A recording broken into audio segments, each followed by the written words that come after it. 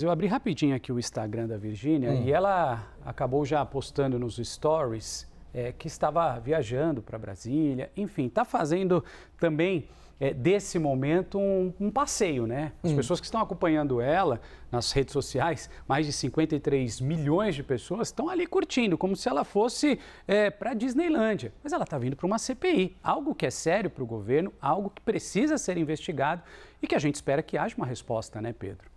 É porque não dá para olhar algumas pessoas à luz daquilo que a gente julga adequado.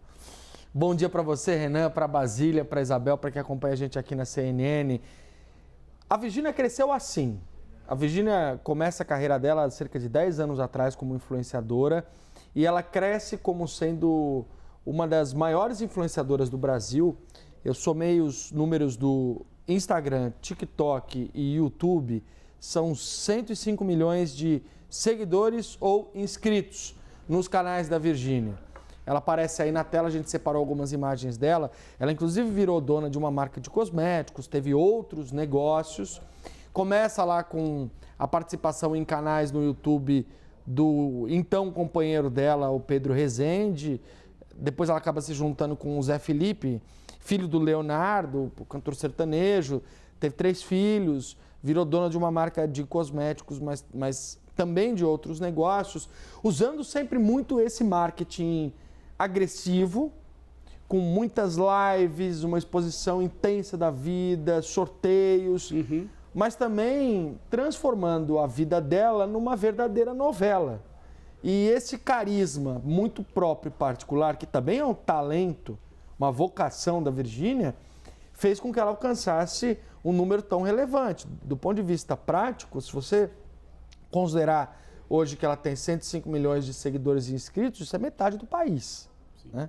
A gente vive em um país de pouco mais de 210 milhões de pessoas, ela tem o equivalente a metade do país como inscritos. E ela entrou nessa linha de fogo, Renan, justamente por aquilo que você citava no início do live, por fazer publicidades para empresas variadas, entre elas empresas relacionadas com as bets. Por isso, a importância dos senadores, enfim, levarem ela para a CPI no Congresso Nacional. Agora, é óbvio que tem uma estratégia de marketing dos senadores também, para levar pessoas, figurões, medalhões para a comissão, para que ela ganhe visibilidade. Se a Virgínia vai ou não vai contribuir com as investigações, a gente só vai saber no final do dia, muito provavelmente. A tendência, pelo que a Basília estava explicando, é que ela fique quieta, não fale na maioria das perguntas e que dê algumas informações em outras perguntas. Mas nessa circunstância, considerando o habeas corpus, acho difícil que ela vá contribuir com aquilo que a Soraya Tronic disse que espera, que é o que a Bel estava trazendo para a gente. De mostrar e demonstrar e detalhar o mecanismo, como você é abordada, qual é a estratégia, existe um agente, é o mesmo agente para várias casas de aposta? Até porque, né, Pedro, é de onde vem boa parte do dinheiro que ela ganha. Então, se ela estivesse entregando aí como é que funciona esse mecanismo, ela também, né, poderia estar sendo prejudicada ou prejudicando seus próprios negócios.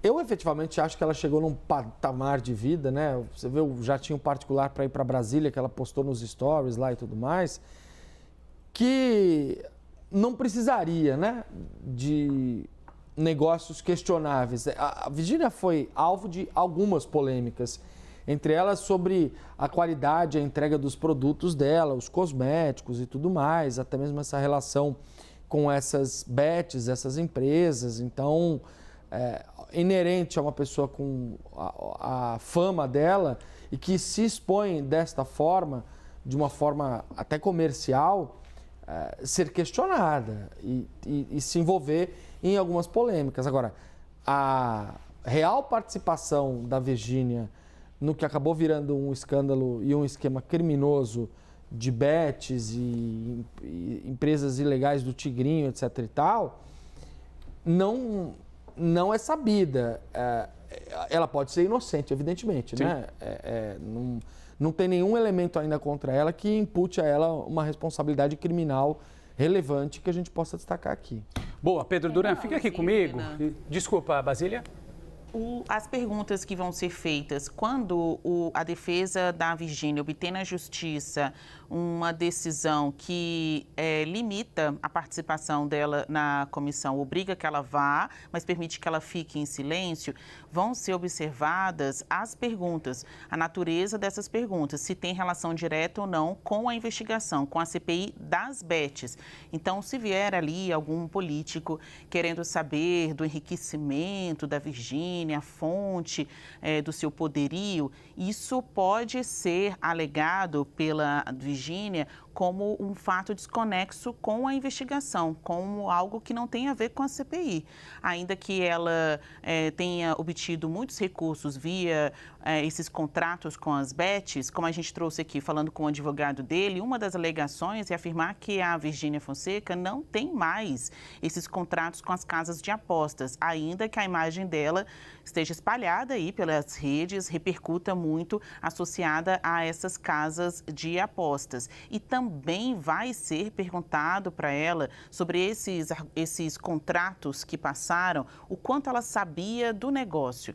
Há informação na CPI de que influenciadores ganham dinheiro quando os apostadores perdem ali na hora de fazer os lances. Ela sabia disso como um tipo de taxa de sucesso pela derrota do outro. Será que a Virgínia sabia disso? É o tipo de pergunta que pode estar aí entre os questionamentos e tem relação direta com o objeto da CPI. É saber a atuação dos influenciadores, quais são as estratégias utilizadas para amarrar estes apostadores ao negócio. Ela, mesmo tendo relação com o caso, pode dizer, isso eu não respondo. Então, imagine as outras perguntas que não tem nada a ver com a comissão. Aí mesmo que ela ficará em silêncio.